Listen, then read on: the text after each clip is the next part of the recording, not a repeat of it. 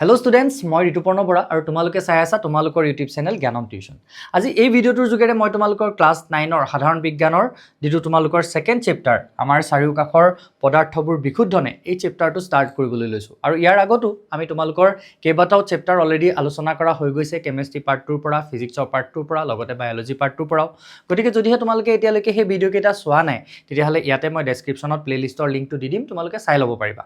আৰু তাৰ লগতে যদি তোমালোকে এতিয়ালৈকে চেনেলটো সাবস্ক্ৰাইব কৰি লোৱা নাই 9ৰ ষ্টুডেন্ট হৈ তেতিয়াহলে কিন্তু বহুত বেছি দেৰি কৰি আছা, কাৰণ তোমালোকৰ কাৰণে আমি বহুত বেছি ইনফৰমেটিভলি খুব ধুনীয়াকৈ খুব সহজভাৱে বুজি পোৱাকৈ তোমালোকৰ যিবিলাক কন্টেন্ট হয় সেই কন্টেন্ট বিলাক প্ৰভাইড কৰি থাকো। গতিকে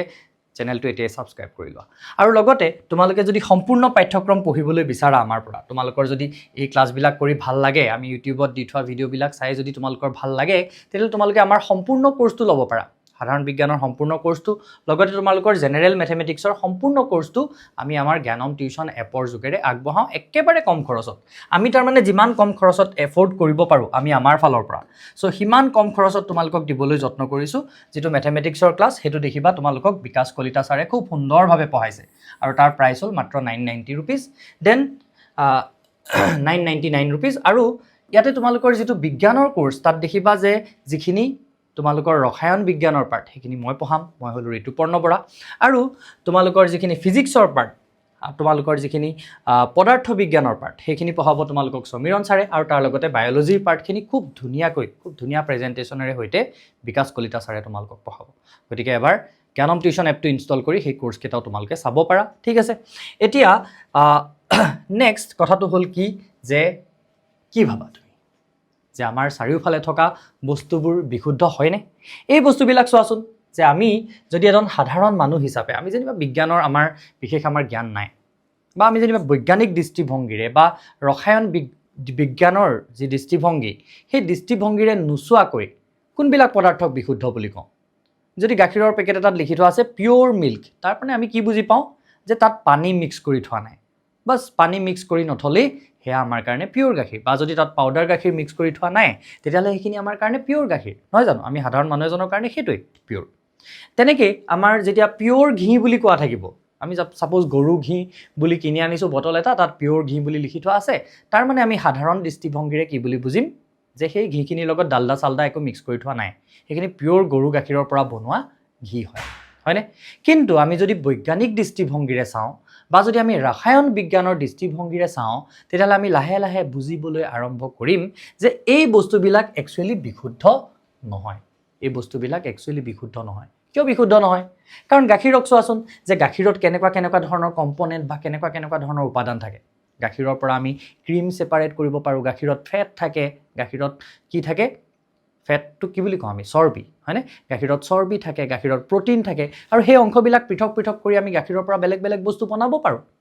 হয় নহয়? আৰু সেইবিলাক আমি ফিজিক্যালি সেপাৰেট কৰিব পাৰো, ভৌতিকভাৱে কিছুমান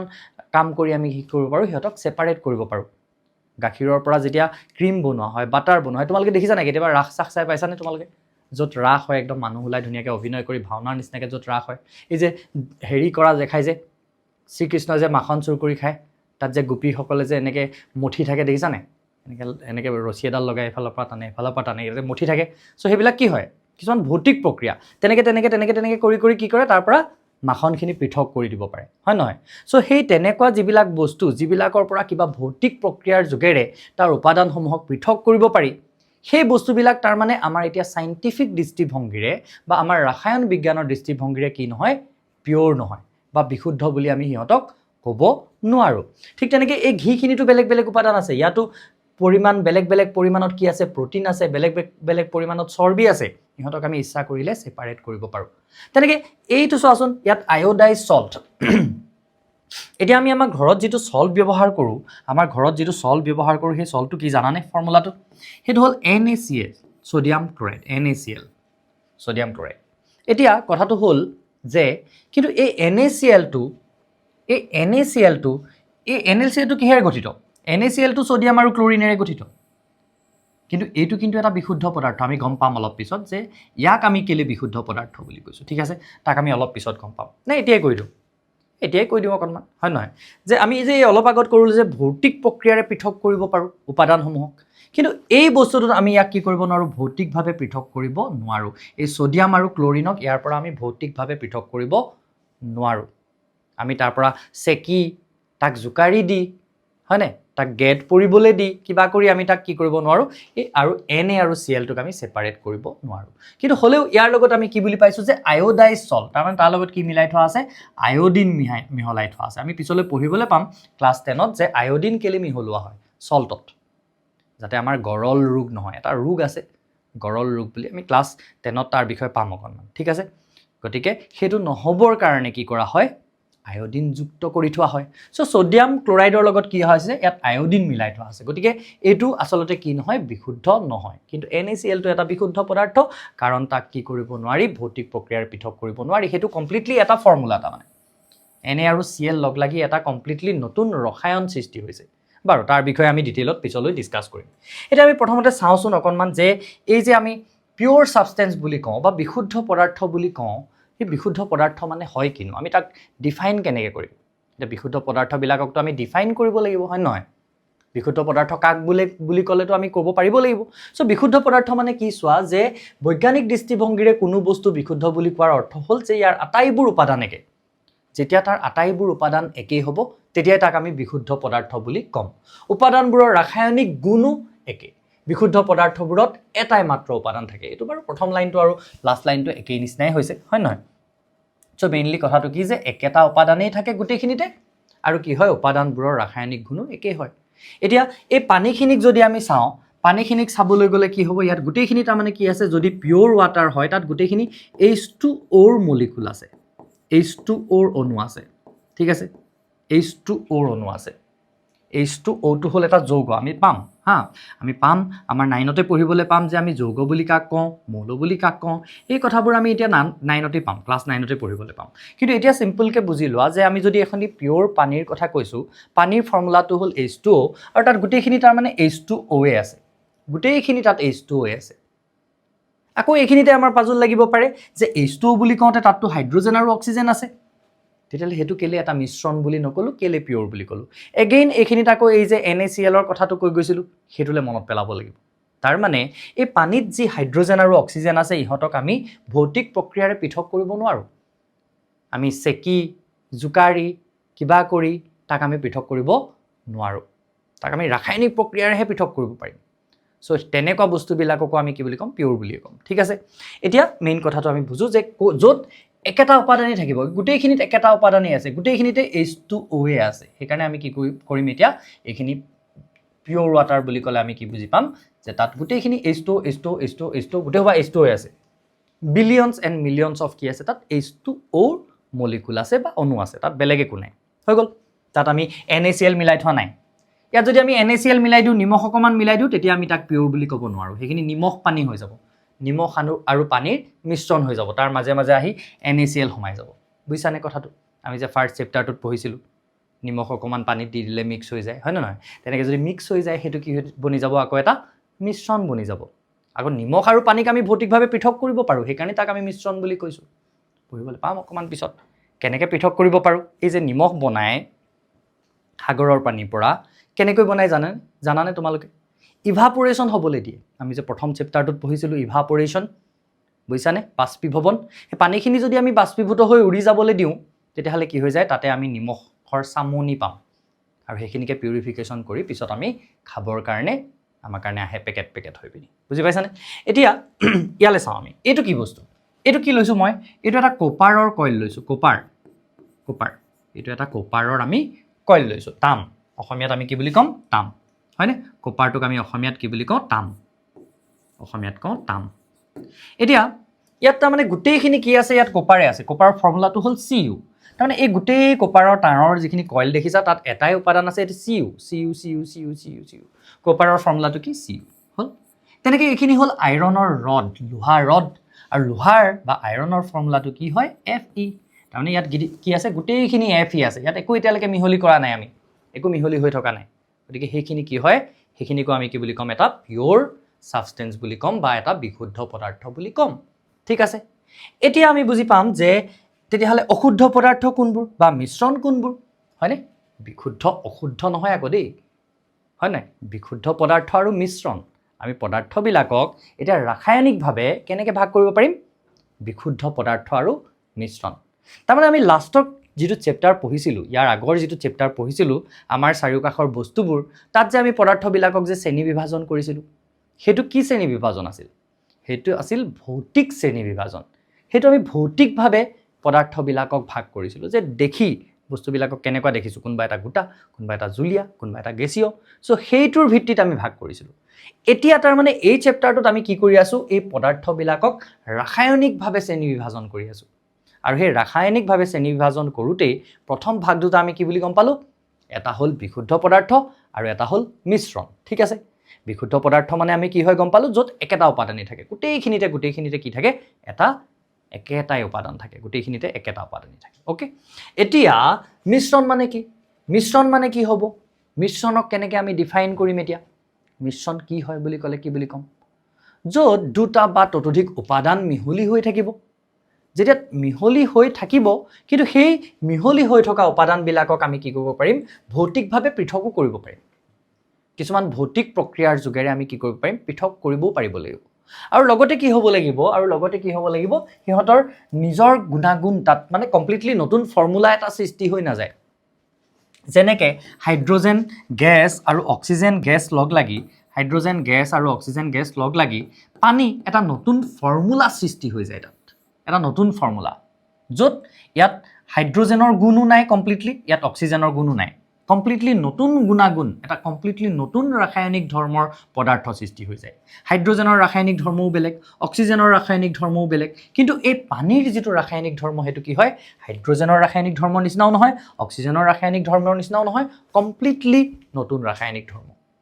সেইটোক আমি পিউৰ সাবষ্টেন্স বুলি কওঁ বা বিশুদ্ধ পদাৰ্থ বুলি কওঁ তাৰমানে দুটা বিশুদ্ধ পদাৰ্থ লগ লাগি বেলেগ এটা বিশুদ্ধ পদাৰ্থ সৃষ্টি হৈছে বুলি কেতিয়া ক'ম যেতিয়া সেই নতুনকৈ সৃষ্টি হোৱা পদাৰ্থটোৰ কমপ্লিটলি কিছুমান নতুন ৰাসায়নিক ধৰ্ম হ'ব ঠিক আছে এইটো আকৌ মই কিয় ক'লোঁ কিয় মাজতে মিক্স কৰি দিলোঁ এতিয়া মিক্স কৰি দিয়া কাৰণটো হ'ল এইটো যে ইয়াত তেনেকুৱা নহয় মিশ্ৰণৰ ক্ষেত্ৰত তেনেকুৱা নহয় মিশ্ৰণত যেতিয়া দুটা উপাদান মিহলি হৈ থাকিব সিহঁতি কেৱল মিহলিহে হৈ থাকিব উইথ দেয়াৰ ওন আইডেণ্টিটি সিহঁতৰ নিজৰ আইডেণ্টিটিটো নোহোৱা হৈ নাযায় ইয়াত যেনেকৈ অক্সিজেন আৰু হাইড্ৰোজেনৰ নিজৰ আইডেণ্টিটি নোহোৱা হৈ গ'ল এইটো এটা কমপ্লিট নতুন আইডেণ্টিটি সিহঁতি বনাই ল'লে পানী বুলি কওঁতে কিন্তু ইয়াত তেনেকুৱা নতুন আইডেণ্টিটি বনি নাযায় সেইকাৰণে সহজকৈ বুজিব পৰাকৈ মই প্ৰথম এক্সাম্পলটো লৈছোঁ এনেকুৱা কিছুমান ফ্ৰুট চালাডৰ ইয়াত কি হৈছে কল কাটি থোৱা আছে ষ্ট্ৰবেৰী কাটি থোৱা আছে এইটো কি হয় আমাৰ ব্লুবেৰী কাটি থোৱা আছে ইয়াত কিউই কাটি থোৱা আছে ইয়াত অৰেঞ্জ কাটি থোৱা আছে সব বেলেগ বেলেগ হৈ আছে দেখিছানে সব নিজৰ গুণাগুণত আছে এনেকুৱা হৈ যোৱা নাই যে সিহঁতি লগ লাগি কমপ্লিটলি নতুন এটা পদাৰ্থৰ সৃষ্টি হৈ গ'ল তাৰমানে নিমখ আৰু পানী মিহলি কৰিছোঁ তাৰ পৰা নিমখ পানী হৈছে নিমখ আৰু পানী মিহলি কৰিলে তাৰ পৰা পেট্ৰল হৈ যোৱা নাই যদি পেট্ৰল হৈ গ'লহেঁতেন আমি কি বুলি ক'লোহেঁতেন নতুনকৈ এটা বিশুদ্ধ পদাৰ্থৰ সৃষ্টি হৈ গ'ল হয়নে সেইটো হ'ব নোৱাৰিব তাৰমানে নতুন ৰাসায়নিক ধৰ্ম থকা পদাৰ্থ সৃষ্টি হ'ব নোৱাৰিব বুজিছানে কথাটো বুজিছা অৱশ্যে কি হ'ব সিহঁতৰ ভৌতিক ধৰ্মটো বেলেগ হৈ যাব পাৰে দুইটাকে মিক্স কৰিছোঁ মিক্স কৰি দিলে ভৌতিক ধৰ্মটো বেলেগ হৈ যাব পাৰে এটা মিঠা ফল এটা টেঙা ফল একেলগে মিক্স কৰি দিলে সেই যিখিনি খাম তাৰ জুচখিনি সেইখিনি হয়তো অকণমান মিঠা নিচিনা লাগিব অকণমান টেঙা নিচিনা লাগিব সেইটো কি হৈছে তাৰ ভৌতিক গুণাগুণটো সলনি হৈছে কিন্তু তাৰ ৰাসায়নিক গুণাগুণটো কমপ্লিটলি সলনি হৈ নাযায় সি নতুন এটা পদাৰ্থ কমপ্লিটলি সৃষ্টি হৈ নাযায় ঠিক আছে ঠিক তেনেকৈ এই এলয়বিলাক যে এলয় বুলি কওঁতে তোমালোকে এলয় হুইল নিশ্চয় দেখিছা এলয়টোক আমি অসমীয়াত ক'ম সংকৰ ধাতু তাৰমানে কি হয় তাত দুটা বা ততোধিক দুটা ধাতু মিক্স কৰিব পাৰে বা ধাতুৰ লগত অধাতুও মিক্স কৰিব পাৰে সো মিক্স কৰি যেতিয়া ৰখা হয় একদম সমসত্বভাৱে তাৰ মানে পাৰ্থক্য ধৰিব নোৱাৰাকৈ দুটা ধাতুক একদম কমপ্লিটলি কি কৰি পেলোৱা হয় গলাই মিক্স কৰি পেলোৱা হয় আৰু মিক্স কৰি পেলাই কেলে বনায় এনেকৈ এলয় কাৰণ তেতিয়া কি হয় সেই যিটো নৰ্মেল ধাতু সেই নৰ্মেল ধাতুটোতকৈও এই এলয়বিলাক টান হয় কাৰণ গাড়ীৰ চকা নহয় জানো ক'ৰবাত গাতে গোটে পৰিব বেকা হৈ যাব এলুমিনিয়ামত বনালে বেকা হৈ গ'লহেঁতেন সো ইয়াত কি কৰে দুটা বা ততোধিক ধাতু মিলাই টানকৈ বনায় তাৰমানে বস্তুটো সো এই এলয়বিলাক হ'ল তেনেকুৱা কিছুমান মিশ্ৰণৰ উদাহৰণ য'ত কি হয় বেলেগ বেলেগ ধাতু মিক্স কৰা হয় দেন এইটো চোৱাচোন ইয়াত কি কৰিছোঁ ইয়াত টেষ্ট টিউব এটা তেল আৰু পানী আমি মিহলাবলৈ যত্ন কৰিছোঁ এতিয়া তেল আৰু পানীৰ মিশ্ৰণ কেতিয়াবা দেখিছানে তেল আৰু পানী কমপ্লিটলি মিহলি হৈ যায় জানো একদম ধৰিব নোৱাৰাকৈ যেনেকৈ নিমখখিনি পানীত মিহলি হৈ যায় যেনেকৈ চাহ বনালে চাহখিনি পানীত মিহলি হৈ যায় ক'ত চাহ আছে ক'ত পানী আছে আমি ধৰিব নোৱাৰোঁ তেনেকুৱা এই তেলৰ ক্ষেত্ৰত হয় জানো নহয় তেলৰ ক্ষেত্ৰত কি হয় তেলখিনি ওপৰত বিৰিঙি থাকিব পানীখিনি তলত থাকি যাব হয়নে সো আমি এই ছবিকেইখনৰ পৰা আল্টিমেটলি গম পালোঁ যে এই গোটেইকেইটা হ'ল মিশ্ৰণ কিন্তু আমি এই দুটা মিশ্ৰণ এইটো এটা আৰু এইটো এই 1 নম্বৰটো আৰু 3 নম্বৰটোক আমি অকণমান একে ধৰণৰ দেখিছোঁ আৰু এই 2 নম্বৰটো অকণমান বেলেগ দেখিছোঁ কি বেলেগ দেখিছোঁ জানানে ইয়াত আমি উপাদানবিলাকৰ পাৰ্থক্য চকুৰে ধৰিব পাৰিছোঁ ইয়াতো উপাদানবিলাকৰ পাৰ্থক্য আমি চকুৰে ধৰিব পাৰিছোঁ কিন্তু ইয়াত আমি উপাদানবিলাকৰ পাৰ্থক্য ধৰিব পৰা নাই ইয়াত যি দুটা বা তিনিটা ধাতু মিহলাই থৈছোঁ সেই ধাতুকেইটা আমি চকুৰে দেখি পৃথক কৰিব নোৱাৰোঁ একবাৰ মিক্স হৈ থকাৰ পিছত সো সেইখিনিতে কি আহিব সেইখিনিতে আমি এটা কি বুলি ক'ম য'ত পাৰ্থক্য ধৰিব নোৱাৰাকৈ এনেকৈ মিহলি হৈ থাকিব সেইবিলাকক আমি কি বুলি ক'ম সমসত্ব মিশ্ৰণ বুলি ক'ম ঠিক আছে আৰু য'ত এনেকৈ পাৰ্থক্য ধৰিব পৰাকৈ মিহলি হৈ থাকিব এইবিলাকক আমি কি বুলি ক'ম অসমসত্ব মিশ্ৰ বুলি ক'ম য'ত পাৰ্থক্য ধৰিব পাৰি এনেকুৱাবিলাকক আমি কি বুলি ক'ম অসমসত্ব মিশ্ৰ আমি ইংলিছত এইটোক ক'ম হোমোজেনিয়াছ য'ত ইনডিষ্টিংগুইছেবলি তাৰ উপাদানসমূহ মিহলি হৈ থাকিব তাৰ উপাদানসমূহ পাৰ্থক্য ধৰিব নোৱাৰাকৈ মিহলি হৈ থাকিব এনেকুৱা আৰু এটা উদাহৰণ তাৰমানে কি নিমখ পানী সো নিমখ পানীখিনি বা সল্ট ৱাটাৰখিনিত ক'ত সল্ট আছে ক'ত পানী আছে আমি ধৰিব পাৰোঁ জানো এবাৰ মিক্স কৰি দিয়াৰ পিছত নোৱাৰোঁ পাৰ্থক্য ধৰিব নোৱাৰোঁ সো তেনেকুৱাবিলাক হ'ল সমসত্ব মিশ্ৰ বা হোমোজেনিয়াছ মিশ্ৰণ আৰু এনেকুৱাবিলাক য'ত আমি পাৰ্থক্য ধৰিব পাৰোঁ সহজেই সেইবিলাকক আমি কি বুলি ক'ম অসমসত্ব মিশ্ৰণ বুলি ক'ম ঠিক আছে আৰু অকণমান ডিটেইলত বুজিবলৈ কি লৈছোঁ আমি চাওঁচোন আৰু কি ডিটেইলত বুজিব পাৰি আমি মিশ্ৰণৰ প্ৰকাৰ তোমালোকৰ ধুনীয়াকৈ কাৰ্যকলাপবিলাক কিতাপৰ পৰা কিন্তু লাইন বাই লাইন তোমালোকে পঢ়িবা ঠিক আছে মিশ্ৰণৰ প্ৰকাৰ বুজিবলৈ আমাক কি কৈছে কাৰ্যকলাপটো চোৱাচোন তোমালোকে যে তোমালোকৰ শ্ৰেণীৰ ছাত্ৰবিলাকক 4টা দলত ভাগ কৰা A B C D আমি কৰি ল'লোঁ A B C D ভাগ কৰি ল'লোঁ ঠিক আছে A B C D আমি ভাগ কৰি ল'লোঁ A B C D ভাগ কৰি লোৱাৰ পিছত আমি কি কৰিলোঁ এটা কাঁচৰ বিকাৰত এচামুচ কপাৰ ছালফেট আৰু 50 ml পানী বি দলে লোৱা 2 চামুচ কপাৰ ছালফেট আৰু 50 ml পানী এ দলে কি কৰিলে এ দলত কি কৰিলা তুমি এক চামুচ কপাৰ ছালফেট 1 স্পুন CuSO4 হ'ল প্লাস 50 ml পানী আৰু সেকেন্ডত কি কৰিলা 2 স্পুন CuSO4 তাৰ লগত কি কৰিলা 50 ml পানী এটোত কি কৰিলে 50 ml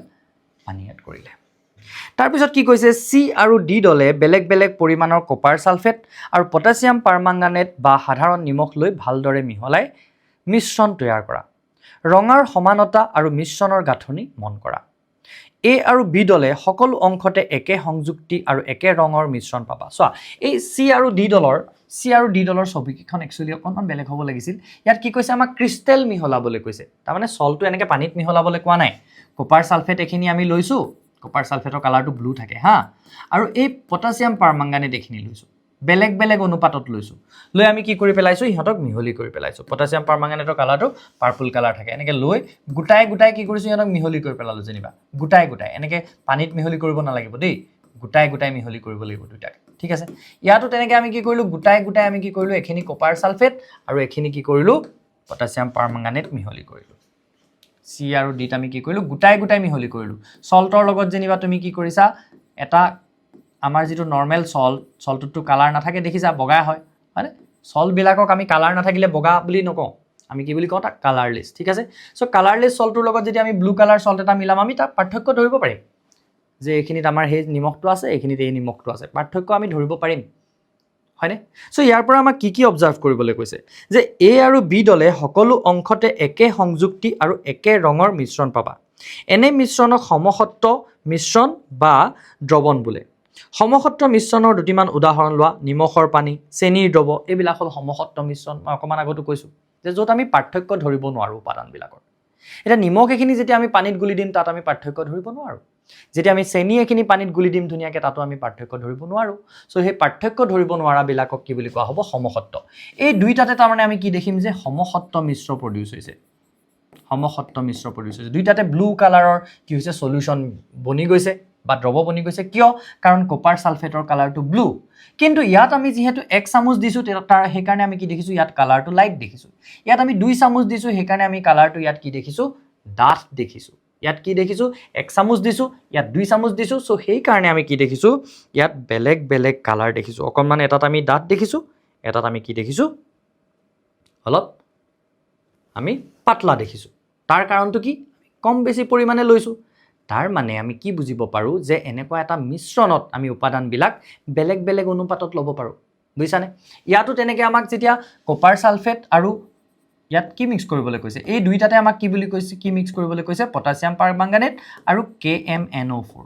এই দুইটা বেলেগ বেলেগ চল্ট, পানী চানী মিক্স কৰিবলৈ কোৱা নাই দেই, মোৰ ছবিকেইখন ভুল হৈছে, তোমালোকে শুধৰাই ল'বা আৰু বুজি ল'বা কথাটো। ইয়াত আমি গোটাই গোটাই কি কৰিছোঁ বেলেগ বেলেগ ৰঙৰ দুটা চল্ট মিহলি কৰিছোঁ, বেলেগ বেলেগ অনুপাতত মিহলি কৰিছোঁ। যেনেকৈ ইয়াত পানী আৰু কপাৰ ছালফেট দুইটাতে বেলেগ বেলেগ অনুপাতত মিহলি কৰিছোঁ, ইয়াত গোটাই গোটাই চল্টকেইটাক আমি কি কৰিছোঁ বেলেগ বেলেগ অনুপাতত মিহলি কৰিছোঁ। ইয়াত আমি কি দেখিলোঁ যে চল্ট আৰু যেতিয়া পানীখিনি মিহলি হৈ গ'ল, কপাৰ ছালফেটটো এটা চল্ট, চ' সি যেতিয়া পানীত মিহলি হৈ গ'ল তাত আমি পাৰ্থক্য ধৰিব পৰা নাই, ক'ত কপাৰ ছালফেট আছে ক'ত পানী আছে আমি দেখি পোৱা নাই, হয়নে? জাষ্ট কালাৰকেইটা বেলেগ হৈছে কাৰণ ইয়াত আমি কপাৰ ছালফেট কম লৈছোঁ, ইয়াত বেছি লৈছোঁ। তাৰমানে বেলেগ বেলেগ উপাদানত আমি কি কৰিব পাৰোঁ, উপাদানবিলাকক বেলেগ বেলেগ অনুপাতত আমি মিহলি কৰিব পাৰোঁ। সেইটো আমাক বুজাবলৈ বিচৰা হৈছে। লগতে কি বুজাবলৈ বিচৰা হৈছে যে এইকেইটা সমসত্ব আৰু এইকেইটা কি হ'ল অসমসত্ব মিশ্ৰণ। চি আৰু ডিয়ে বনোৱা কেইটা কি হ'ল অসমসত্ব মিশ্ৰণ। ঠিক আছে, বুজি পাইছোঁ ধুনীয়াকৈ পাইছোঁ। এতিয়া আৰু এটা কাৰ্যকলাপ দিছে, নেক্সট আৰু এটা কাৰ্যকলাপ দিছে। এই কাৰ্যকলাপটোক আমাক কি দিছে চোৱা, নেক্সট কাৰ্যকলাপটোত আমাক কি দিছে, নেক্সট কাৰ্যকলাপটোত আমাক মিশ্ৰণৰ প্ৰকাৰ বুজিব পৰাকৈ আৰু কিবা এটা চাবলৈ দিছে। কি চাবলৈ দিছে চোৱা, যে এ দলক কপাৰ ছালফেটৰ কেইটামান স্ফটিক, বি দলক এচামুচ কপাৰ ছালফেট, হা, এই দলক কেইটামান মাত্ৰ কপাৰ ছালফেট ল'বলৈ দিছে। একচুৱেলি এই দুইটাৰে ছবি মিক্স কৰি মই বনালোঁ প্ৰেজেণ্টেশ্যন। ইয়াত কি কৰিছোঁ আমি জাষ্ট অকণমান কপাৰ ছালফেট দিছোঁ, ইয়াত 1 চামুচ কপাৰ ছালফেট দিছোঁ। আকৌ বুজাচোন সেই একেটা ছবিৰ পৰাই, কোনো প্ৰব্লেম নাই, হয়নে? চ' ইয়াত কি হৈছে এই দলত আমি অকণমান দুটুকুৰামান কপাৰ ছালফেট ইয়াত দি দিছোঁ। কপাৰ ছালফেটৰ জাষ্ট এনেকুৱা অকণমান এনেকুৱা দি দিছোঁ, হয়। আৰু ইয়াত কি কৰিছোঁ 1 চামুচ দি দিছোঁ। বিট আমি কি কৰিছোঁ 1 চামুচ দি দিছোঁ কপাৰ ছালফেট। ঠিক আছে, বিট আমি 1 চামুচ কপাৰ ছালফেট দি দিছোঁ। আৰু আমি বুজিলোৱে অলৰেডি যে বেলেগ বেলেগ পৰিমাণ দিলে আমি কি দেখিম, তাত বেলেগ কালাৰ দেখিবলৈ পাম। চ' এ আৰু বিৰ খেলটো একেই আছে, আগৰ এক্সপেৰিমেণ্টটোৰ সৈতে একেই আছে। এতিয়া চি আৰু ডিৰ কথালৈ আহোঁ। ঠিক আছে, চি আৰু ডিৰ কথালৈ আহোঁ। চি আৰু ডি চাবলৈ আমি ইখন ছবিলৈ যাব লাগিব। ইয়াত কি দিছে যে চি দলক চকমাটি বা ময়দাৰ গুড়ি, তো চি দলক কি দিলোঁ চকমাটি বা ময়দাৰ গুড়ি এখিনি দিলোঁ, দি পিনি পানীৰ লগত মিহলি কৰিবলৈ ক'লোঁ। ঠিক আছে, চি দলক আমি কি কৰিলোঁ চকমাটি এখিনি বা কি কৰিলোঁ আমি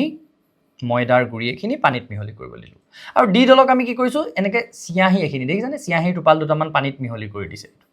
চিয়াঁহীৰ টোপাল দুটামান পানীত মিহলি কৰি দিছে। এতিয়া কথাটো আমি কি দেখিম, ইয়াৰ পৰা কি লক্ষ্য কৰিম, এতিয়া আমি কি লক্ষ্য কৰিম, ইয়াত আমাক কি চাবলৈ কৈছে, তাৰপিছত প্ৰতিটো দলতে তেওঁক দিয়া বস্তুবোৰ পানীত দি কাঁচৰ মাৰিৰে ভালদৰে লৰাই দিবলৈ ক'লে। কাঁচৰ মাৰিৰে কেলৈ মিলাবলৈ কৈছে, আমি যেতিয়া লেবৰেটৰীত এনেকৈ কিছুমান কেমিকেল যেতিয়া মিক্স কৰিম আমি কাঁচৰ মাৰি ব্যৱহাৰ কৰিম। কাঁচৰ মাৰি মানে চিচা এডালৰ, চিচাৰ ৰডডালৰ নিচিনা, গ্লাছ ৰড বুলিয়ে ক'ম আমি তাক, বুজি পাইছানে?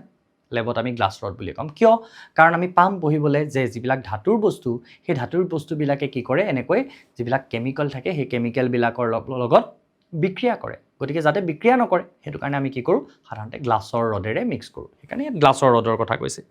এতিয়া তাৰপিছত আমাক কি কৈছে যে বিকাৰত থকা মিশ্ৰণবোৰৰ মাজেদি টৰ্চ লাইট মাৰি পোহৰ পাৰ হৈ যাবলৈ দিয়া আৰু আনটো ফালৰ পৰা মন কৰা।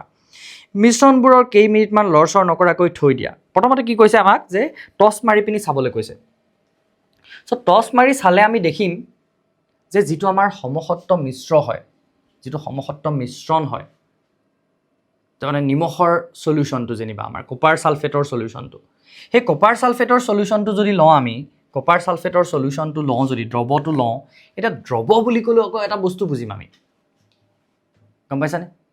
দ্ৰৱ কি হয় এতিয়া, এই যিবিলাক সমসত্ব মিশ্ৰণ সেইবিলাককে আমি কি বুলি কওঁ, দ্ৰৱ বুলি কওঁ। সমসত্ব মিশ্ৰণবিলাকক আমি কি বুলি কওঁ, দ্ৰৱ বুলি কওঁ। দুটা বা ততোধিক পদাৰ্থৰ সমসত্ব মিশ্ৰণক আমি কি বুলি ক'ব পাৰোঁ, দ্ৰৱ বুলি ক'ব পাৰোঁ, বুজিছানে? তাৰমানে এই যে কপাৰ ছালফেটৰ ক্ৰিষ্টেল কেইটা যে আমি পানীত মিহলাইছোঁ, বা আমাৰ ঘৰৰ খোৱা নিমখ এখিনি যদি আমি পানীত মিহলাই দিওঁ, তাৰ পৰা যিটো মিশ্ৰণ সৃষ্টি হয় সেইটোক আমি কি বুলি কওঁ, দ্ৰৱ বুলি ক'ব পাৰোঁ, কাৰণ সেইটো সমসত্ব হয়, হয় নহয়? চ' আমাক কি কৈছে, তেনেকুৱা সমসত্ব মিশ্ৰণকেইটা আৰু এই যিটো অসমসত্ব, এইটোতো অসমসত্ব। যেতিয়া ময়দা বা চকৰ গুড়ি এখিনি আমি পানীৰ লগত মিহলাই দিম কি হ'ব, চকৰ গুড়ি এখিনি পানীৰ লগত মিহলাই দিলে কি হ'ব, অসমসত্ব মিশ্ৰণ এটা পাওঁ আমি, হয় নহয়? চকৰ গুড়িখিনি একদম ধৰিব নোৱাৰাকৈ মিহলি হৈ যাব জানো, নাযায়, তলত গেদ হিচাপে পৰি থাকিব। এই ছবিখনত ধৰিব পাৰিছা নাই জানো তলত গেদ হিচাপে পৰি থাকিব গতিকে সেইটো অসমসত্ব এতিয়া তাৰ মানে আমাক এই সমসত্ব আৰু অসমসত্বৰ মাজেৰে আমাক কি কৈছে এনেকে টৰ্চ লাইট মাৰি চাবলৈ কৈছে তাৰপৰা চেকি চাবলৈ কৈছে আমাক এনেকে যেতিয়া আমি দেখিম যে সমসত্ব মিশ্ৰণ এটা এই কপাৰ সালফেটৰ নিচিনা বা নিমখৰ পানী এখিনি যদি আমি চেকি দিওঁ তেতিয়া নিমখখিনি পৃথক হৈ যায় জানো তাৰ পৰা নাযায় চেকি দিলে কি নহয় তাৰ পৰা নিমখখিনি পৃথক হৈ নাযায় বুজিছানে চেকি দিলে সহজভাৱে চেকি দিলে কি নহয় পৃথক হৈ নাযায় সো চেকি দিলে যিবিলাকৰ পৰা পৃথক হৈ নাযায় তেনেকৈ উপাদানবিলাক সেই মিশ্ৰণবিলাকক আমি কি বুলি কম দ্ৰৱ গম পাইছানে দ্ৰৱ সো দ্ৰৱৰ সেইটো এটা গুণ যে তাক পৰিশ্ৰাবণ বা সেকনিৰে সেকি পৰিশ্ৰাবণ কৰা মানে বা সেকনিৰে সেকি দিয়া মানে কি হয় একেটাই বস্তু সেকি দিয়াটোকে আমি কি বুলি কওঁ পৰিশ্ৰাবণ কৰা বুলিও ক'ব পাৰোঁ ফিল্ট্ৰেশ্যন তাৰ মানে ফিল্ট্ৰেশ্যনটোক আমি পৰিশ্ৰাবণ কৰা বুলি কওঁ অসমীয়াত ঠিক আছে সো ফিল্ট্ৰেশ্যন কৰি আমি উপাদানবিলাকক পৃথক কৰিব নোৱাৰোঁ এই যে দেখিছা এইটো ফিল্টাৰ কৰা বুজাইছোঁ এই ছবিটোত সো কপাৰ সালফেটখিনিক যেতিয়া ফিল্টাৰ কৰি দিয়া হৈছে ইয়াত কপাৰ সালফেটেই ওলাই পৰিছে তললৈ কপাৰখিনি ইয়াত থাকি যোৱা নাই সো পৃথক কৰিব তাৰ মানে নোৱাৰি বুজি পাইছানে পৃথক কৰিব নোৱাৰি আৰু এই ছবিটোত কি বুজাবলৈ বিচাৰিছোঁ যে এই বিকাৰটো এইটো এই যেটো কনিকেল ফ্লাক্স আমি লৈছোঁ বিকাৰ নহয় এনেকুৱা চোক আমি কি বুলি কওঁ কনিকেল ফ্লাক্স এই ডিঙিটো এনেকুৱা দেখিছানে এই এনেকুৱা ধৰণৰ গ্লাছৰ যেটো পাত্ৰ তোমালোকে লেবত পাবা এটো কয় কনিকেল ফ্লাক্স এতিয়া এই ওপৰত যিখন ফিল্টাৰ পেপাৰ দি লৈছোঁ সেইখন ইয়াত এক্সট্ৰাকে দেখাইছে যে ফিল্টাৰ পেপাৰখনত একো কালাৰ নাহিলে যদি এনেকুৱা হ'লহেঁতেন যে ব্লু কালাৰৰ সলখিনি সেই ফিল্টাৰখনত থাকি গ'লহেঁতেন তেতিয়া কি হ'লহেঁতেন এই যিখন ফিল্টাৰ পেপাৰ লৈছিলোঁ সেইখন ব্লু কালাৰ হৈ গ'লহেঁতেন কিন্তু ইয়াত তেনেকুৱা একো হোৱা নাই তাৰ মানে ইহঁতক পৰিশ্ৰাবণ কৰি বা ফিল্টাৰ কৰি উপাদানসমূহক পৃথক কৰিব নোৱাৰি এই দ্ৰৱবিলাকৰ ক্ষেত্ৰত কি কৰিব নোৱাৰি পৰিশ্ৰাবণ বা ফিল্টাৰ কৰি সিহঁতক পৃথক কৰিব নোৱাৰি উপাদানবিলাক হৈ গ'ল নেক্সট আৰু কি দেখিম যে এই দ্ৰৱবিলাকৰ ক্ষেত্ৰত যেতিয়া আমি পৰীক্ষা কৰিম দেখিম যে এই পোহৰটো পাৰ হৈ গৈছে পোহৰটো পাৰ হৈ ইয়াত আমি পৰা দেখিছোঁ কিন্তু এই পোহৰ পাৰ হৈ যোৱা যিটো ৰাস্তা সেই ৰাস্তাটো আমি দেখিবলৈ নাপাওঁ পোহৰ পাৰ হৈ যোৱা যিটো ৰাস্তাটো পোহৰ ৰশ্মিটো সেই দ্ৰৱটোৰ মাজেৰে পাৰ হৈ যোৱা আমি দেখিবলৈ নাপাওঁ কি কাৰণে দেখিবলৈ নাপাওঁ সেইটো আমি অকণমান পিছতেই গম পাম ঠিক আছে সো আমি দেখিলোঁ যে মিশ্ৰণৰ প্ৰকাৰ বুজিবলৈ যাওঁতে আমি দেখিলোঁ যে মিশ্ৰণবিলাকক আমি দুটা প্ৰকাৰত ভাগ কৰিব পাৰোঁ সমসত্ব আৰু অসমসত্ব সমসত্ব মানে কি হয় য'ত আমি পাৰ্থক্য ধৰিব নোৱাৰাকৈ মিহলি হৈ যায় আৰু অসমসত্ব মানে কি হয় য'ত পাৰ্থক্য আমি ধৰিব পাৰোঁ এতিয়া সেই সমসত্ব মিশ্ৰণবিলাকক আৰু এটা আমি নাম কিহেৰে গম পাইছোঁ দ্ৰৱ আৰু তাক দ্ৰৱ বুলি আমি কেতিয়া ক'ব পাৰোঁ যেতিয়া সেই সমসত্ব মিশ্ৰণটোক আমি ফিল্ট্ৰেশ্যন কৰি তাৰ পৰা উপাদানসমূহক পৃথক কৰিব নোৱাৰোঁ বা পৰিশ্ৰাবণৰ যোগেৰে তাৰ উপাদানসমূহক আমি পৃথক কৰিব নোৱাৰোঁ ঠিক আছে আৰু লগতে আমি কি গম পালোঁ যে এই যিবিলাক দ্ৰৱ হয় সেই দ্ৰৱবিলাকৰ মাজেৰে আমি যেতিয়া টছ এটা মাৰি দিম সেই পোহৰ ৰশ্মিটো পাৰ হৈ যোৱা পাথটো আমি দেখিবলৈ নাপাওঁ ঠিক আছে তাৰ পাথটো আমি দেখিবলৈ নাপাওঁ এতিয়া সেই দ্ৰৱণৰ কথা বুজিবলৈকে আমাক আৰু এটা আমি এখন স্লাইড লৈছোঁ ইয়াত বুজি পাবলৈ ঠিক আছে দ্ৰৱণ মানে আমি কোনবিলাক ধৰণৰ দ্ৰৱণ আমি দেখি থাকোঁ ঘৰত যে দুই বা ততোধিক পদাৰ্থৰ সমসত্ব মিশ্ৰণক দ্ৰৱণ বুলি কোৱা হয় মই অলৰেডি ক'লোৱেই হয়নে সো দ্ৰৱণ মানে আমি ঘৰতে দেখি থকা দ্ৰৱণ কোনবিলাক এই চাহ কাপ ৰাতিপুৱা যে খোৱা এইটো এটা দ্ৰৱণ কাৰণ চাহ কাপত যেতিয়া তুমি চাহৰ পাতখিনি দি দিলা বনাই পেলালা চাহ তাৰপিছত আৰু তুমি সেই তাৰ পাৰ্থক্য ধৰিব নোৱাৰা ক'ত চাহ আছে ক'ত পানী আছে পাৰ্থক্য ধৰিব নোৱাৰা বা তাক ফিল্টাৰ কৰি দিলেও চাহখিনিক এতিয়া সেই ৰংটো কি থাকি যাব নি ফিল্টাৰটোত নাযায় চাহখিনি চাহ হিচাপে ওলাই যাব চাবাচোন ইয়েছ চাহ পাতখিনি যিখিনি তাৰ গুড়াখিনি সেইখিনিক আমি পৃথক কৰিব পাৰোঁ সেইটো এটা বেলেগ কথা কিন্তু এই চাহৰ ৰংটোক আমি পৃথক কৰিব পাৰিম নেকি ফিল্টাৰ কৰি নোৱাৰোঁ হয়নে গতিকে এইটো কি হয় এটা দ্ৰৱ হয় এইটো এটা দ্ৰৱৰ উদাহৰণ তাৰপিছত এই যিবিলাক আমি কোল্ড ড্ৰিংকছ ইয়াত বাৰু আমি বৰফ কেইটুকুৰমান দি ৰাখিছোঁ চ' সেই বৰফখিনিক আমি পৃথক কৰি পেলাব পাৰিম ইয়াৰ পৰা এনেকৈ এডোখৰকৈ উতৰাই পেলাব পাৰিম বা ফিল্টাৰ কৰি দিলেও আঁতৰি যাব কিন্তু এই যিখিনি কোকো কোলা লৈছা ইয়াৰ কালাৰটো তুমি পৃথক কৰিব পাৰিবা নেকি তাৰ উপাদানবিলাকক তুমি পৃথক কৰিব পাৰিবা নেকি তুমি পৰিশ্ৰাবণ কৰি বা ফিল্টাৰ কৰি পৰিশ্ৰাবণ মানে ফিল্টাৰ কৰা দেই চ' ফিল্টাৰ কৰি পৃথক কৰিব পাৰিবা জানো নোৱাৰা চ' এইটো কি হয় এটা দ্ৰৱ হয় তেনেকৈ কফিখিনিও দ্ৰৱ একেই চাহ কফি একেই আৰু তাৰপিছত আমাৰ যিখিনি আমি লেমনেড যে খাওঁ লেমনেড মানে কি নেমু পানী যে খাওঁ গৰমৰ দিনত সেই নেমু পানীৰ পৰা তুমি নেমু ৰসখিনি নিমখখিনিক চেনিখিনিক আকৌ পৃথক কৰিব পাৰিবা জানো নোৱাৰা চ' সেইটো কি হয় এটা দ্ৰৱ হয় সেইটো কি হয় এটা দ্ৰৱ হয় ঠিক আছে চ' এনেকুৱা ধৰণৰ বিলাকক আমি কি বুলি কওঁ দ্ৰৱ বুলি কওঁ যাৰ উপাদানসমূহক এতিয়া এবাৰ মিক্স কৰি দিয়াৰ পিছত আৰু আমি কি কৰিব নোৱাৰোঁ তেনেকৈ পৃথক কৰিব নোৱাৰোঁ অ'কে চ' লগতে আমাক ছাইডত বক্স এটাত সেই সংকৰ ধাতুৰ বিষয়ে অকণমান দি থৈছে চাবাচোন যে সংকৰ ধাতু মানে কি এইটো যে মই দেখাইছিলোঁ তোমালোকক এলয়টোকে কি বুলি কোৱা হয় সংকৰ ধাতু যিটো মই বুজাই গ'লোঁ অলৰেডি ঠিক আছে তোমালোকে তাৰো এটা য়েল্ল' বক্স কিতাপখনত দেখিবলৈ পাবা যে সংকৰ ধাতু মানে কি দুটা ধাতুৰ মিশ্ৰণ হ'ব পাৰে বা এটা ধাতুৰ লগত আন এটা অধাতু আমি মিক্স কৰি থ'ব পাৰোঁ চ' কিতাপত কি দিয়া আছে যে সংকৰ ধাতু দুই বা ততোধিক ধাতু নাইবা এটা ধাতু আৰু এটা অধাতুৰ সমসত্ব মিশ্ৰণ সংকৰ ধাতুবিলাক সমসত্ব মিশ্ৰণ চ' তাত আমি পাৰ্থক্য ধৰিব নোৱাৰোঁ এবাৰ মিহলি কৰি দিয়াৰ পিছত কোনবিলাক এনেকুৱা সংকৰ ধাতু ব্ৰঞ্জ কাঁহ দেখিছানে কাঁহ পিতল এইবিলাক হ'ল সমসত্ব মিশ্ৰণ বেলেগ বেলেগ ধাতুৰ এতিয়া সংকৰ ধাতুৰ উপাদানবোৰ ভৌতিক প্ৰক্ৰিয়াৰ দ্বাৰা পৃথক কৰিব নোৱাৰি ইয়াক ভৌতিক প্ৰক্ৰিয়াৰ দ্বাৰা সমসত্ব মিশ্ৰণৰ এই উপাদানবিলাকক পৃথক কৰিব নোৱাৰি তথাপি ইয়াক এবিধ মিশ্ৰণ বুলি কোৱা হয় পৃথক কৰিব নোৱাৰি যদিও কিন্তু ইয়াক মিশ্ৰণ বুলিয়ে কোৱা হয় কাৰণ ইয়াৰ উপাদানবোৰৰ ধৰ্ম অটুট থাকে আৰু ইয়াৰ সংযুক্তিৰো তাৰতম্য হ'ব পাৰে উদাহৰণ হিচাপে পিতল এবিধ সংকৰ ধাতু ইয়াত প্ৰায় 30% জিংক আৰু 70% কপাৰ থাকে এতিয়া এইটো তোমালোকে মনত ৰাখিব লাগিব যে পিতল বা ব্ৰাছ তাত কি থাকে জিংক আৰু কপাৰ থাকে ইয়াত কি কৈছে এই যে আমি অকণমান আগত ক'লোঁ যে আমি মিশ্ৰণ বুলি তেতিয়া কওঁ যেতিয়া তাৰ যিবিলাক উপাদান সেইবিলাকক কিবা ভৌতিক উপায়েৰে পৃথক কৰিব পাৰি কিন্তু সংকৰ ধাতুৰ ক্ষেত্ৰত কি হয় ইয়াৰ উপাদানবিলাকক একবাৰ মিক্স হৈ যোৱাৰ পিছত আমি ভৌতিক প্ৰক্ৰিয়াৰে তাক পৃথক কৰিব নোৱাৰোঁ হ'লেও তাক আমি কি বুলি কওঁ মিশ্ৰণ বুলিয়ে কওঁ এই মিশ্ৰণৰ ডেফিনিশ্যনটোত সেইখিনি ক্ষেত্ৰত খাপ খোৱা নাই তথাপিতো তাক আমি মিশ্ৰণ বুলি কম কিয় কম কাৰণ মিশ্ৰণ হৈ যদিও পৃথক কৰিব নোৱাৰি ইয়াৰ কি হয় সেই যিকেইটা উপাদানবিলাকৰ ধৰ্ম অটুট থাকে আৰু লগতে আমি এই উপাদানবিলাকক বেলেগ বেলেগ অনুপাতত মিহলি কৰিব পাৰোঁ এতিয়া যেটো বিশুদ্ধ পদাৰ্থ মই পানীৰ কথাটো কৈছিলোঁ যে বিশুদ্ধ পদাৰ্থ NaCl মই কৈছিলোঁ যে বিশুদ্ধ পদাৰ্থ ইয়াত এই উপাদানবিলাকৰ ৰেচিঅ'বিলাক আমি সলনি কৰিব নোৱাৰোঁ আমি পিছলৈ পাম যে এই পানীৰ ফৰ্মুলাটোত আমি এনেকুৱা কৰিব নোৱাৰোঁ যে HO2 এনেকুৱা কৰিব নোৱাৰোঁ কিন্তু এই সংকৰ ধাতুবিলাকত আমি কি কৰিব পাৰোঁ সেই উপাদানবিলাকৰ পাৰ্চেন্টেজ আমি কি কৰিব পাৰোঁ সলনি কৰিব পাৰোঁ এতিয়া জিংক 30% কপাৰ 70% দিয়া আছে আমি সেই পাৰ্চেন্টেজটো সলনি কৰি দিলেও সিহঁতি মিহলি হ'ব ধুনীয়াকৈ সমসত্বভাৱে বুজিছানে কিন্তু ইয়াত কি নহ'ব পানী সৃষ্টি নহ'ব যদি দুটা হাইড্ৰজেনৰ বিপৰীতে এটা অক্সিজেনৰ পৰমাণু নাথাকে তেতিয়াহ'লে পানীৰ সৃষ্টি নহ'ব ইয়াত হাইড্ৰজেন আৰু অক্সিজেনৰ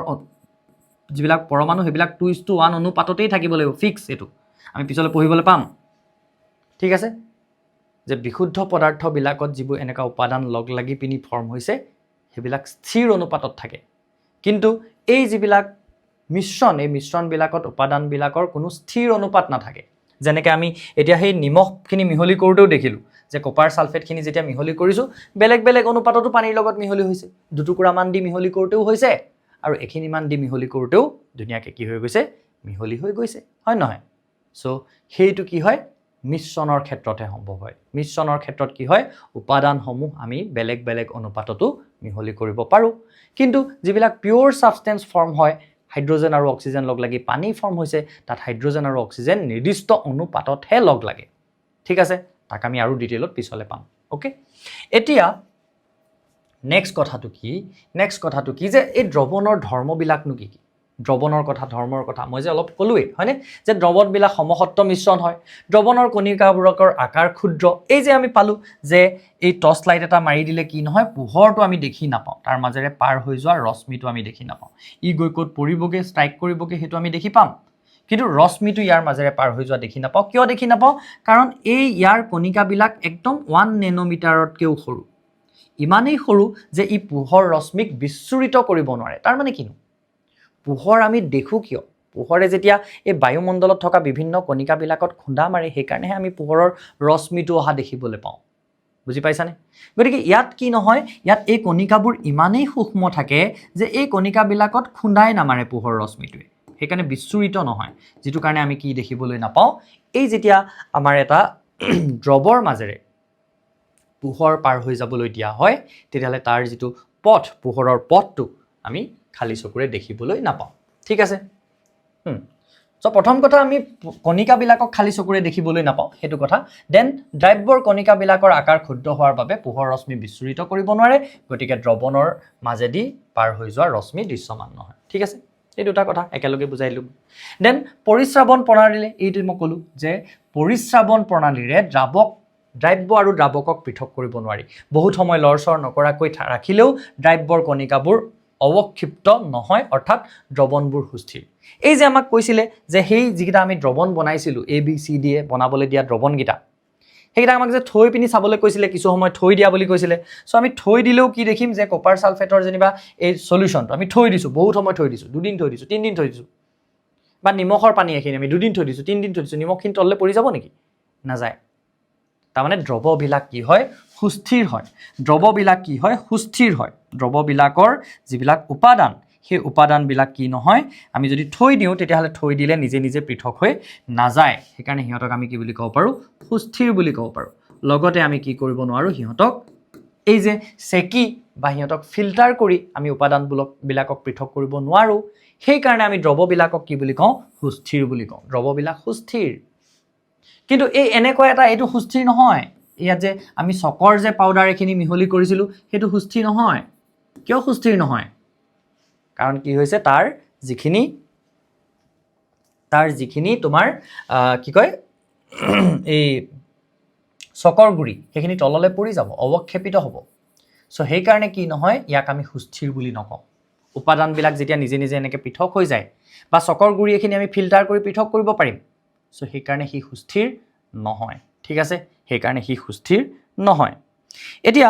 তাৰ লগতে কথাটো হ'ল কি এনেকুৱা ধৰণৰ বিলাকক আমি কি বুলি ক'ম এতিয়া এই চকৰ গুৰি যে মিহলি কৰিছিলোঁ এনেকুৱাটোক আমি কি বুলি ক'ম প্ৰলম্বন যিটোক আমি পৃথক কৰিব পাৰোঁ এনেকৈ যিটো পৃথক কৰি দিব পাৰোঁ এনেকুৱাটোক আমি কি বুলি ক'ম প্ৰলম্বন বুলি ক'ম ঠিক আছে এনেকুৱাটোক আমি প্ৰলম্বন বুলি ক'ম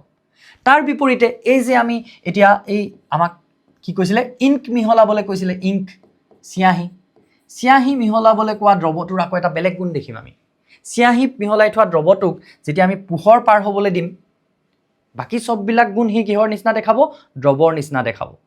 তাৰ উপাদানবিলাকক আমি ফিল্টাৰ কৰি পৃথক কৰিব নোৱাৰোঁ হ'লে তাৰ সেই চিয়াঁহীখিনি এবাৰ যদি আমি পানীত মিহলি কৰি দিম আমি তাক ফিল্টাৰ কৰি চিয়াঁহীখিনিক তাক পৃথক কৰিব নোৱাৰোঁ ঠিক আছে কিন্তু তাত কি হ'ব কি দেখিবলৈ পাম আমি যে তাৰ মাজেৰে পোহৰ ৰশ্মিটো বিচ্ছুৰিত হ'ব পোহৰ ৰশ্মি যেতিয়া পঠাম পোহৰৰ ৰশ্মিটো কিন্তু আমি তাত কি কৰিব পাৰিম দেখিব পাৰিম সো পোহৰ ৰশ্মিটো যে দেখিব পাৰিম কিন্তু হলেও সি এটা দ্ৰৱৰ নিচিনা বাকিখিনি ক্ষেত্ৰত সো এনেকুৱাটোক আমি কি বুলি ক'ম এটা কলয়ডীয় দ্ৰৱ এইটোক আমি কি বুলি ক'ম কলয়ডীয় দ্ৰৱ ইয়াৰ অলপ পাৰ্থক্য আছে আৰু এইটোক আমি কি বুলি ক'ম কলয়ডীয় দ্ৰৱ বুলি ক'ম এনেকুৱা ধৰণৰ দ্ৰৱটোক আমি কি বুলি ক'ম কলয়ডীয় দ্ৰৱ বুলি ক'ম চাগে বুজি পাইছা এইখিনি বস্তু হয়নে ইয়াত আৰু কিছুমান আমাক উদাহৰণ দিয়া আছে পানীত চেনি মিহলি কৰা মিশ্ৰণটো এটা তৰলত গোটা পদাৰ্থৰ দ্ৰৱণ ই চেনি দ্ৰাব্য আৰু পানী দ্ৰাৱক সো আমাক ইয়াত বুজাব বিচাৰিছে যে দ্ৰাব্য আৰু দ্ৰাৱক মানে কি এতিয়া আমি যেতিয়া এই পানীত কিবা এটা বস্তু মিক্স কৰিছোঁ এই পানীখিনিক আমি কি বুলি ক'ম দ্ৰাৱক এই পানীখিনিক য'ত মিক্স কৰিছোঁ সেইখিনিক আমি কি বুলি ক'ম দ্ৰাৱক আৰু যিটো বস্তু মিক্স কৰিছোঁ এই পানীখিনি কি বুলি ক'ম দ্ৰাৱক ঠিক আছে আৰু যিটো বস্তু মিক্স কৰিছোঁ তাক আমি কি বুলি ক'ম দ্ৰাব্য একদম সিম্পলকৈ বুজি লোৱা যাক আমি মিক্স কৰিছোঁ নিমখ বা চেনিখিনি যেনিবা মিক্স কৰিছোঁ সেইখিনিক আমি কি বুলি ক'ম দ্ৰাব্য বুলি ক'ম ঠিক আছে সেইখিনিক আমি ক'ম দ্ৰাব্য অ'কে এতিয়া দ্ৰাব্য আৰু দ্ৰাৱক লগ লাগি কি হয় তাৰমানে দ্ৰৱণ উৎপন্ন হয় দ্ৰাব্য আৰু দ্ৰাৱক লগ লাগি কি হয় দ্ৰৱণ উৎপন্ন হয় সেই দ্ৰৱণ এটাৰ উপাদান কেইটাক আমি কি ভাগত ভাগ কৰিব পাৰোঁ দ্ৰাব্য আৰু দ্ৰাৱক যিটো খৰহীয়াকৈ লৈছোঁ যিটোত আমি এইটো বস্তু মিহলাইছোঁ সেইটোক আমি কওঁ দ্ৰাৱক আৰু যিটো বস্তুক মিহলাইছোঁ কম পৰিমাণে লৈ সেইটোক আমি কি বুলি কওঁ দ্ৰাব্য বুলি কওঁ এতিয়া তেনেকুৱা উদাহৰণ আমাক দিছে যে পানীত চেনি মিহলি কৰি পোৱা মিশ্ৰণটো এটা তৰলত গোটা পদাৰ্থৰ দ্ৰৱণ এতিয়া দ্ৰৱণবিলাকক আমি ভাগ কৰিব পাৰিম এনেকৈ দ্ৰৱণবিলাকক আমি কি ভাগত ভাগ কৰিব পাৰিম দ্ৰৱণবিলাকক আমি তৰল দ্ৰৱণ ঠিক আছে তৰল দ্ৰৱণত ভাগ কৰিব পাৰিম গেছীয় দ্ৰৱণত ভাগ কৰিব পাৰিম আৰু গোটা দ্ৰৱণত ভাগ কৰিব পাৰিম এতিয়া তৰল দ্ৰৱণ কোনবিলাকক ক'ম আমি য'ত এই দ্ৰাৱকটো তৰল হয় দ্ৰাৱকটো যদি তৰল হয় তেতিয়াহ'লে তাক আমি কি বুলি ক'ম তৰল দ্ৰৱ একুৱাছ ঠিক আছে দ্ৰাৱকটো খালি তৰল হ'ব লাগিব দ্ৰাব্যটো যিকোনো হ'ব পাৰে গেছো হ'ব পাৰে সলিডো হ'ব পাৰে জুলীয়াও হ'ব পাৰে কিন্তু মেইন কথাটো কি হ'ব লাগিব ইয়াত যিটো দ্ৰাৱক সি যদি জুলীয়া অৱস্থাত থাকে তেতিয়াহ'লে তাক আমি কি বুলি ক'ম এটা তৰল দ্ৰৱ বুলি ক'ম তেনেকৈ টিংচাৰ আয়ডিন হ'ল গোটা আয়ডিন তৰল এলকহলত দ্ৰৱীভূত কৰি থোৱা এতিয়া টিংচাৰ আয়ডিন এই এক্সাম্পল কেইটা মনত ৰাখিব লাগিব কিন্তু টিংচাৰ আয়ডিনটো কি হয় য'ত গোটা পদাৰ্থ এটাক জুলীয়া পদাৰ্থত মিহলি কৰি থোৱা হয় ওকে দেন সোডা পানী তৰলত তোমালোকে যিমানকেইটা উদাহৰণ পাবা এইকেইটা তৰলৰ উদাহৰণেই পাবা তোমালোকৰ যিখিনি উদাহৰণ আছে গোটেইখিনি তৰলে খালি উদাহৰণবিলাক এনেকুৱা যে এটা হ'ল লিকুইড লিকুইড সলিউশন তাৰ মানে যেটো সলিউট বা দ্ৰাব্য হেতু লিকুইড আৰু যেটো মিহলি কৰিছো দ্ৰাৱক হেতু কি হয় লিকুইড হয় এনেকুৱা পাবা কিছুমান যে সলিড লিকুইড এতিয়া এটো যেটো আমি টিংচাৰ আয়ডিনৰ কথা কলো হেতুক আমি সলিড লিকুইড দ্ৰৱ বুলি কওঁ তাৰ মানে তাত যেটো সলিউট লৈছো দ্ৰাব্য লৈছো হেতু হ'ল আয়োডিন আয়োডিন যেটো এটা সলিড আনহাতে এফালে কি লৈছো লিকুইড এলকহল দ্ৰাৱকটো কি লৈছো এলকহল হেতু এটা লিকুইড সো হেতুক আমি কম সলিড লিকুইড মই কলো নহয় যে যদি দ্ৰাৱকটো তৰল হয় তেতিয়ালে আমি সবকে কি বুলি কম তৰল দ্ৰৱ বুলি কম আমি গেছীয় বুলি কেতিয়া কম যদি দ্ৰাৱকটো গেছীয় হয় যদি গোটা হয় দ্ৰাৱকটো তেতিয়ালে আমি তাক কি বুলি কম গোটা সলিউশন বুলি কম সলিড সলিউশন বুলি কম এতিয়া আমি যিবিলাক পাম তৰলেই পাম ঠিক আছে তৰলটো তিনটা ভাগ কি পাম লিকুইড লিকুইড সলিড লিকুইড আৰু গ্যাস লিকুইড মানে কি গ্যাস এটা যেতিয়া লিকুইডত ডিজলভ হৈ থাকিব কেনেকুৱা এক্সাম্পল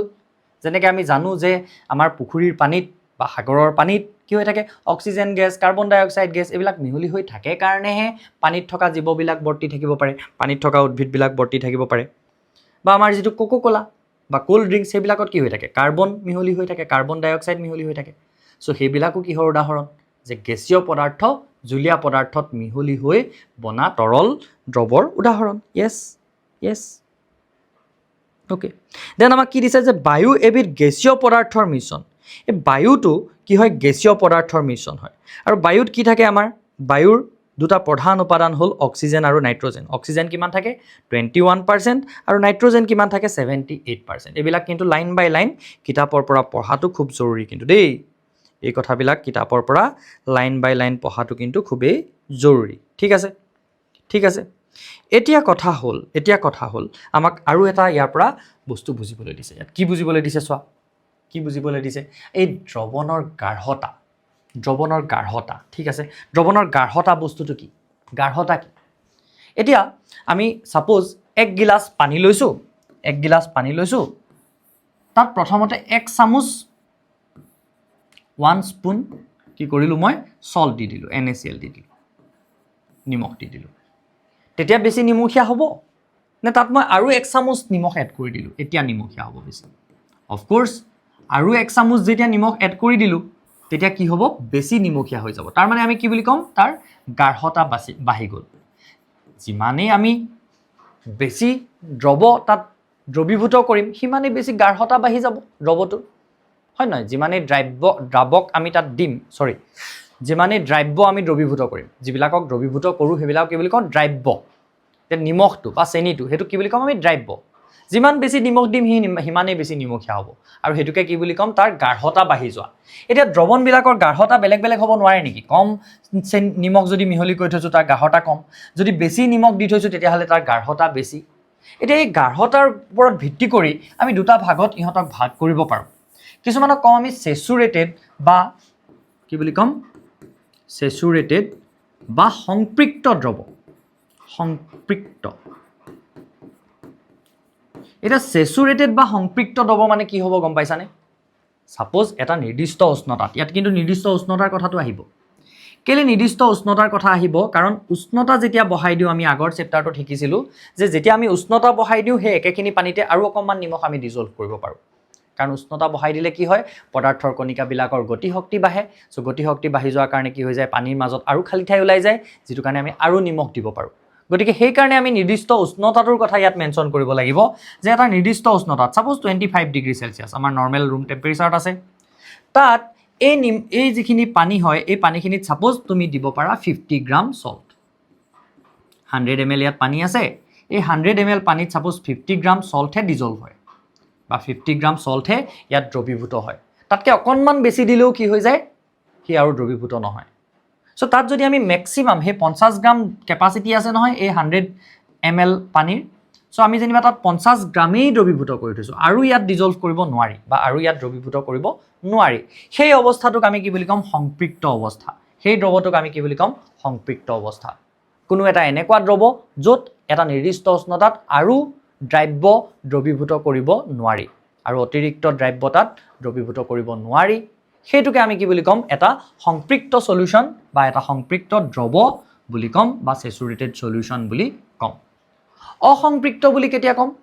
সাপোজ এই ইয়াত 100 ml সাপোজ 50 গ্রাম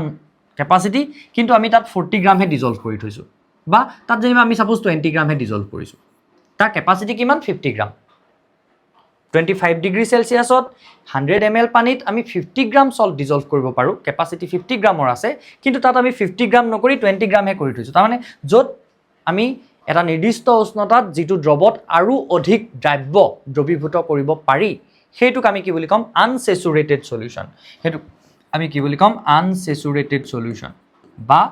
অসংপৃক্ত দ্ৰৱ এটুক আমি কি বুলি কম অসংপৃক্ত দ্ৰৱ এনেকুৱাটোক আমি কি বুলি কম অসংপৃক্ত দ্ৰৱ য'ত আৰু বেছি সলিউট বা আৰু বেছি দ্ৰব্য দ্ৰৱীভূত কৰিব পাৰি তাক আমি কি বুলি কম অসংপৃক্ত ইয়াত তেনেকুৱা ধৰণে দেখাইছো দেখিছানে ইয়াত এইখিনি নিমখ দিলু দ্ৰৱীভূত হৈ গল আৰু এইখিনি দিছো লাহে লাহে ইয়াত তললে পৰিবলৈ আৰম্ভ কৰিছে আৰু দিলত আৰু দ্ৰৱীভূত হোৱা নাই গোটেই খোপা তললে পৰি গৈছে সো এইটো তাৰ মানে কি হয় অসংপৃক্ত ৰূপ সংপৃক্ত ৰূপ আৰু দ্ৰৱীভূত নাই হোৱা আৰু এটো হল সংপৃক্ত ওকে সো এইটো অসংপৃক্ত ইয়াত তাৰ মানে আৰু দিলে আৰু দ্ৰৱীভূত হ'ব এটো হল তাৰ অসংপৃক্ত ৰূপ মুঠতে মেইন কথা এই ছবিকিখন মুখস্থ ৰাখিবলগীয়াটো নাই মেইন কথা হল বুজি লোৱা যে যেটো দ্ৰৱত আৰু নিমখ দিলে নহব আৰু নিমখ দিলে হেখিনি তললে পৰিয়ে যাব হেতু হল সংপৃক্ত কিন্তু যেটো তুমি আৰু নিমখ দিব পাৰা হেতু কম অসংপৃক্ত ওকে তেতিয়া আমি বেছি সহজে তাক মনত ৰাখিব পাৰিম ওকে ঠিক আছে এতিয়া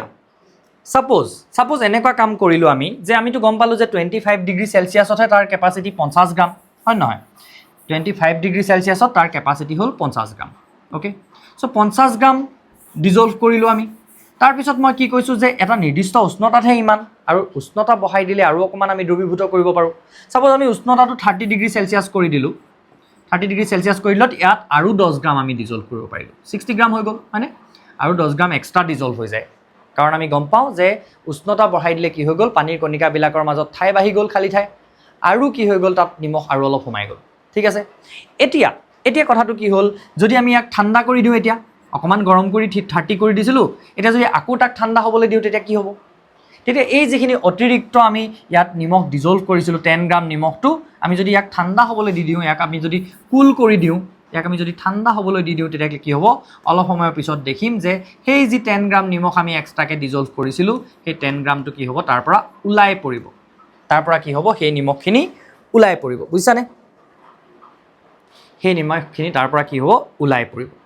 এটা কথাটো হল আমি যে গম পালো যে এই দ্ৰৱবিলাকত কি কৰিব পাৰি বেলেগ বেলেগ পৰিমাণত দ্ৰব্য দ্ৰৱীভূত কৰিব পাৰি সো তাৰ ওপৰত ডিপেন্ড কৰি কি কৰা হয় এই দ্ৰৱণৰ গাঢ়তাক কি কৰা হয় বেলেগ বেলেগ দুটা ৰূপত প্ৰকাশ কৰা হয় এটা হল ভৰ বাই ভৰ শতাংশ তোমালোকে ধুনিয়াকে দেখিবা কিতাপত যে এটা হল ভৰ বাই ভৰ শতাংশ তাৰ কাৰণে মই আকৌ বেলেগ এখন স্লাইড লৈ লৈছো দেই ধুনিয়াকে এটা ভৰ বাই ভৰ শতাংশ মানে কি একদম সহজকে বুজি লম দেই একদম সহজকে এইবিলাক মুখস্থ কৰা বস্তু একেবাৰে নহয় যে ভৰ বাই ভৰ শতাংশ মানে কি সাপোজ মই কি কৰিছো 10 গ্ৰাম সল্ট তৰ লগত 90 গ্ৰাম পানী মিহলাইছো 90 গ্ৰাম কি কৰিছো ওয়াটাৰ মিহলাইছো পানী বুলি লিখিলো বা ওয়াটাৰ ইংলিছতে লিখো একো নাই ওয়াটাৰটো বুজি নোপোৱাটো কোনো নাই আৰু দেই ওয়াটাৰ বুলি লিখিলো এতিয়া মই ইয়াত কৈছো যে ইয়াত কি কৰিব লাগে এইটোৰ ক্ষেত্ৰত আমি কি উলিয়াম ভৰ বাই ভৰ শতাংশ তাৰ মানে ইয়াৰ মিনিংটো কি ইয়াত টোটেল কিমান আছে 10 + 90 টোটেল আছে 100 আৰু ইয়াত নিমখ কিমান আছে 10 গ্ৰাম 10 সো এই নিমখৰ পাৰ্সেন্টেজটো টোটেল সলিউশনটো উলিয়াটোকে আমি কি বুলি কম ভৰ বাই ভৰ শতাংশ সো এটো কিমান লব 10% yes it is very easy এটা মই যদি এনেকে কওঁ যে 20 গ্রাম সল্ট মিলাইছো 180 গ্রাম ওয়াটাৰৰ লগত তেতিয়াহলে আমি ভৰ বাই ভৰ শতাংশটো কেনেকৈ উলিয়াম টোটেলটো লিখিম তলত তোমালোকে পৰীক্ষাতটো পাৰ্চেণ্টেজ উলিওৱা নহয় জানো পাৰ্চেণ্টেজ কেনেকৈ উলিয়াওঁ যে কিমান আছিলে টোটেল আৰু তুমি কিমান পালা সেইটো ওপৰত ইনটু 100 নহয় জানো সো ইয়াতো আমি কি কৰিছোঁ সেই যিটো দ্ৰব্য তাৰ পাৰ্চেণ্টেজটো উলিয়াইছোঁ দ্ৰব্যটোৰ ভৰ হিচাপে পাৰ্চেণ্টেজটো উলিয়াইছোঁ সেইটোকে কি কৈছোঁ আমি ভৰ বাই ভৰ শতাংশ এতিয়া তাৰ মানে আমি ইয়াত কি লিখিম এতিয়া ওপৰত 20 কাৰণ দ্ৰব্যটো কিমান আছে 20 আৰু তলত টোটেল কিমান আছে 20 প্লাছ 180 200 পাৰ্চেণ্টেজ উলিয়াবলৈ আমি কি কৰিম 100 সো 100 200 গুচি গ'ল 2 এতিয়া গুচি গ'ল 10 তাৰমানে এইটো কি হৈ গ'ল 10% হয়নে তাৰমানে এইটো ফৰ্মুলা মুখস্থ ৰাখিবলৈ আমাৰ কিবা প্ৰয়োজন আছে জানো ফৰ্মুলা মুখস্থ ৰাখিবলৈ প্ৰয়োজন নাই ফৰ্মুলাটো আমি নিজে লিখিব পাৰিম এতিয়া চোৱা যে দ্ৰব্যৰ ভৰ হ'লনে তাৰপিছত লিখিম আমি মুঠ ভৰ ফৰ্মুলা মুখস্থ ৰাখিবলৈ প্ৰয়োজন নাই ইনটু 100 কৰি দিলে আমি কি পাই যাম ভৰ বাই ভৰ শতাংশ পাই যাম আমি এতিয়া যদি আমি এই বস্তুটোৰ ক্ষেত্ৰতে ভৰ বাই আয়তন শতাংশ ওলাওঁ তাৰ মানে কি হ'ব গম পাইছানে ভৰ বা আয়তন শতাংশ উলিওৱা মানে একেটা বস্তুৱে যদি আমি এনেকৈ লিখোঁ যে 20 গ্ৰাম আমি সল্ট ডিজলভ কৰি থৈছোঁ কিমান সলিউশ্যনত এটা এনেকুৱা ধৰণৰ সলিউশ্যন এটা সলিউশ্যন আছে এই সলিউশ্যনটো আছে টোটেল 200 ml ঠিক আছে এতিয়া ভৰ বাই আয়তন শতাংশটো কেতিয়া আমি ব্যৱহাৰ কৰিম সাপোজ 200 ml এটা সলিউশ্যন আছে তাত আমি 20 গ্ৰাম সল্ট ডিজলভ কৰি থৈছোঁ গোটেই সলিউশ্যনটো কিন্তু 200 ml আমাক ইয়াত সলিউশ্যনটোৰ ভলিউম দিয়া আছে বা গোটেই দ্ৰৱটো বা দ্ৰৱণটোৰ ভলিউমটো দিয়া আছে আমাক আৰু তাৰ বিপৰীতে আমাক কি দিয়া আছে কিমান আমি গ্ৰাম হিচাপে তাত সল্ট দি থৈছোঁ বা দ্ৰব্য দি থৈছোঁ এইটো কি হয় দ্ৰব্য এইটো দ্ৰব্যৰ ভৰ আৰু এইটো কি হয় গোটেই দ্ৰৱণটোৰ ভলিউম বা আয়তন সো এনেকুৱা ক্ষেত্ৰত আমি কি কৰিম এতিয়া এনেকুৱা ক্ষেত্ৰত আমি কি কৰিম সেই যিটো দ্ৰৱণটোৰ ভলিউম দিয়া আছে সেইটো লিখিম আমি তলত ওপৰত কি লিখিম আমি দ্ৰব্যটোৰ যিটো আমাক মাছ দিয়া আছে বা ভৰ দিয়া আছে এইটো ওপৰত লিখিম ইনটু 100 সো ইয়াতো আমাৰ আল্টিমেটলি 10%ই ওলাব এতিয়া আমি এইটো ফৰ্মুলাটো মুখস্থ নৰখাকৈ ফৰ্মুলাটো এতিয়া নিজে বনাব পাৰিমনে পাৰিম ওপৰত কি হৈছে দ্ৰব্যৰ ভৰ তলত কি হৈছে দ্ৰৱণৰ আয়তন হয়নে ইনটু 100 য়েছ সো এইটো আমি মনত ৰাখিব লাগিব ইয়াত আমি কি কৰিছোঁ ওপৰত কি লিখিছোঁ দ্ৰব্যৰ ভৰটো তলত লিখিছোঁ আমি মুঠ ভৰ ইনটু 100 হয়নে ইয়াত আমি মুঠ ভৰ এতিয়া উলিয়াই পেলাবলৈ আমিতো এই যিখিনি পানী আছে পানীখিনিৰতো আমি ভৰটো নাজানো হয় নহয় সো আমি কি লৈ ল'ম ইয়াত গোটেই দ্ৰৱণটোৰ পৰিমাণটোকে লৈ ল'ম আয়তনটোকে আমি তলত ল'ম ঠিক আছে সো দ্ৰৱণৰ আয়তন ইয়াত ওপৰত ভৰ আৰু তলত কি আছে আয়তন আৰু উলিয়াইছোঁ আমি কি শতাংশ সেইকাৰণে এনেকুৱা ধৰণে যেতিয়া আমি দ্ৰৱণ এটাৰ গাঢ়তা উলিয়াওঁ সেইটোক আমি কি বুলি ক'ম ভৰ বাই আয়তন শতাংশ ঠিক আছে সো এইখিনিলৈকে আজি আমি ক্লাছটোত ডিছকাছ কৰিলোঁ ইয়াৰ পিছৰ ক্লাছটোত আলোচনা কৰিম সোনকালেই নেক্সট ক্লাছটো আহি আছে গতিকে চেনেলটো ছাবস্ক্ৰাইব কৰি থোৱা ঠিক আছে